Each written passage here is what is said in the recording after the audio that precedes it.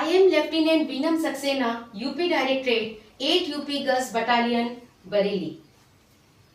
Today I will tell you about factors shaping the personality. The aim is to acquaint you all about the factors influencing personality. I will cover this topic in two parts. First part will be physical and social factors shaping the personality, and second part will be psychological and philosophical factors shaping the personality. Cadets, पिछले lecture में हम already पढ़ चुके हैं how to define personality. आपको याद होगा कि हमने पढ़ा था लाइफ स्किल्स के बारे में, 10 कोर लाइफ स्किल्स, जो कि आपको उस लेक्चर से याद रखना है. लेकिन इस लेक्चर में हम ये देखेंगे कि कौन कौन से वो फैक्टर्स हैं जो किसी इंडिविजुअल की पर्सनालिटी को प्रभावित कर सकते हैं. The individual personality is the product of both heredity and environment, as well as a healthy self-image is the core determining factor of a strong personality. Cadets, your personality is your identity. It is sum total of your inherent and acquired characteristics.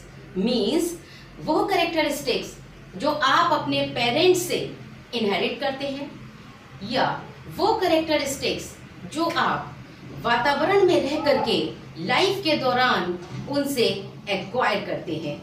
ये दोनों ही characteristics personality को बहुत हद तक प्रभावित करते हैं. इस स्लाइड में कैडेट्स आप देख पा रहे हैं कि वो सारे फैक्टर्स जो पर्सनालिटी को प्रभावित कर सकते हैं उन्हें हम दो कैटेगरीज में डिवाइड कर सकते हैं. Number 1, physical and social factors. In factors के अंतर्गत आते हैं hereditary factors, self development, environmental factors, education and life situation. दूसरी कैटेगरी है साइकोलॉजिकल एंड फिलोसफिकल फैक्टर्स की, और इनके अंतर्गत आता है आपका पास्ट एक्सपीरियंस, आपके dreams and ambition, self image and values. यहाँ पर कैडेट मैं आपको एक बार फिर से बताना चाहूंगी कि आपको ये दोनों फैक्टर्स और उनके अंतर्गत आने वाले फैक्टर्स को लर्न करना है. अब हम डिस्कस करते हैं वन बाय वन कि ये फैक्टर्स किस तरह से पर्सनालिटी को प्रभावित कर सकते हैं. किसी भी इंडिविजुअल की पर्सनालिटी आनुवंशिक लक्षणों के द्वारा प्रभावित होती है. एक इंडिविजुअल में उसके मदर और फादर दोनों के लक्षण जीन्स के द्वारा आते हैं. इंडिविजुअल बहुत सारे फिजिकल कैरेक्टर अपने पेरेंट्स से इनहेरिट करता है, जैसे कि यहाँ आप इमेज में देख पा रहे हैं, हाइट, स्किन या हेयर कलर, आई कलर. इस टाइप के कुछ फिजिकल एट्रीब्यूट्स पेरेंट्स से ही किसी इंडिविजुअल में इनहेरिट होते हैं. लेकिन ऐसा माना जाता है कि पर्सन का स्वभाव जो पर्सनालिटी को प्रभावित करने की पोटेंसी रखता है वो भी कुछ हद तक हेरिडिटरी हो सकता है. सेल्फ डेवलपमेंट, यह एक इम्पॉर्टेंट फैक्टर है जिससे पर्सनालिटी बहुत हद तक प्रभावित होती है. जैसा कि मैंने पहले आपको लेक्चर में बताया था, पर्सनालिटी डेवलपमेंट के लिए एक की फैक्टर है सेल्फ अवेयरनेस. इसी प्रकार सेल्फ डेवलपमेंट के लिए भी सेल्फ अवेयरनेस एक इम्पॉर्टेंट फैक्टर है. इसमें आप अपनी कैपेबिलिटीज को पहले पहचानते हैं, और जिन पर्सन को ये पता होता है कि वो सेल्फ डेवलपमेंट के द्वारा अपनी पर्सनालिटी को और अधिक इम्प्रूव कर सकते हैं, वो अपनी कैपेबिलिटीज को पहचान कर उसे डेवलप करने का हर संभव प्रयास करते हैं. Environment, it is sum total of surroundings in which a person has to live. हमारी सराउंडिंग हमारे फिजिकल, मेंटल एंड सोशल लक्षणों को निखारने में मदद करती है. जैसा आप स्लाइड में देख पा रहे हैं कि चाइल्डहुड से एडल्टहुड स्टेज तक हर समय में एनवायरनमेंट पर्सनालिटी को प्रभावित कर सकता है. सबसे पहले हमारी पर्सनालिटी को प्रभावित करता है हमारे घर का वातावरण और फैमिली मेंबर्स का हमसे बात करने का तरीका. उसके बाद स्कूल में हमारी पर्सनालिटी प्रभावित होती है टीचर्स के बिहेवियर से, साथ ही हमारे फ्रेंड्स के बिहेवियर से, और वर्क प्लेस पर हमारी पर्सनालिटी प्रभावित होती है कोलीग्स के बिहेवियर से। So cadets, the critical factors that influence our personality are the location where we live, the society we associate with, the country of our birth, and the culture we have adopted. Personality development के लिए आनुवंशिकता and environment दोनों ही एक दूसरे के लिए complementary हैं and equally important भी हैं। नेक्स्ट फिजिकल फैक्टर है एजुकेशन। कभी कभी वो पर्सन जो बहुत अधिक एजुकेटेड होते हैं, लेकिन जब बात आती है उनके लाइफ स्किल पर, तब वो उतने स्मार्ट नहीं होते, तब उनको कहा जाता है बुक स्मार्ट। स्ट्रीट स्मार्ट वो पर्सन है जो कॉमन सेंस में बहुत अच्छे होते हैं और वो अपनी लाइफ में आने वाली कुछ इंपॉर्टेंट सिचुएशंस को बुक स्मार्ट की तुलना में बहुत अधिक अच्छे से हैंडल कर पाते हैं, परंतु हो सकता है कि वो एकेडमिक्स में उतने अच्छे न हो। इसलिए एजुकेशन इस तरह होनी चाहिए कि एक पर्सन बुक स्मार्ट भी हो और स्ट्रीट स्मार्ट भी हो। So cadets, you think, are you book smart और यू आर स्ट्रीट स्मार्ट, या आप दोनों ही हैं? क्योंकि जो पर्सन दोनों टाइप के कैरेक्टरिस्टिक फीचर को अपने साथ रखते हैं, उनकी लाइफ में सफलता 100% होती है।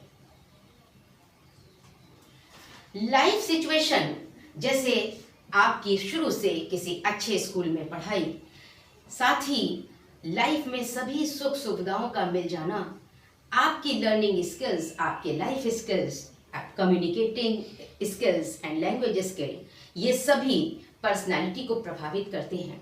जैसा आप इमेज में देख पा रहे हैं, आप क्या फील कर रहे हैं, आप क्या थॉट्स रखते हैं, या आप किस तरीके से बिहेव करते हैं, ये आपकी पर्सनालिटी में आ ही जाता है। सो कैडेट्स, लाइफ सिचुएशंस बहुत हद तक पर्सनालिटी को प्रभावित कर सकती हैं।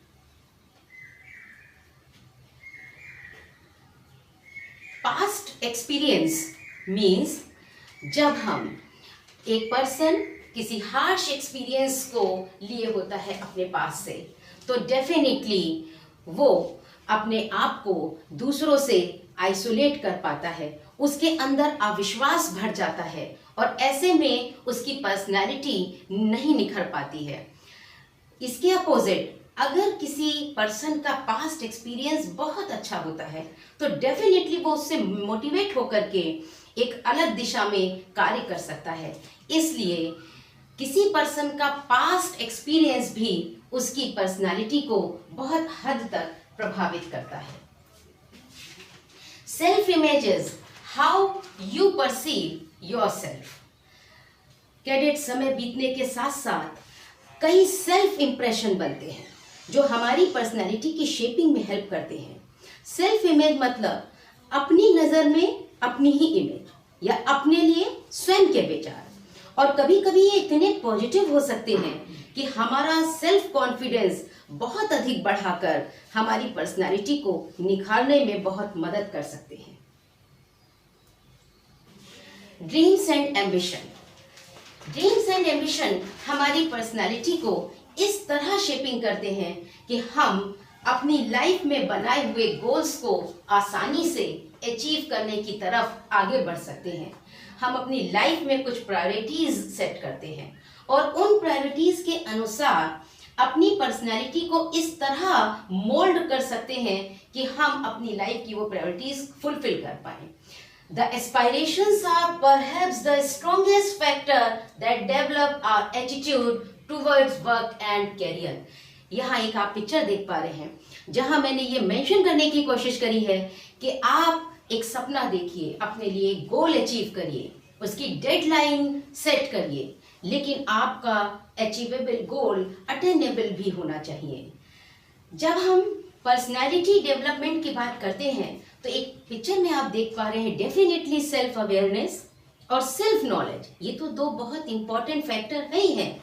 लेकिन आप अपने टैलेंट को जब पहचानते हैं, आप उसको पोटेंशियल के साथ अपनी लाइफ में अप्लाई कर पाते हैं, आप सपने देखते हैं, तो डेफिनेटली ये आपकी लाइफ की क्वालिटी बहुत अधिक हद तक बढ़ा सकता है।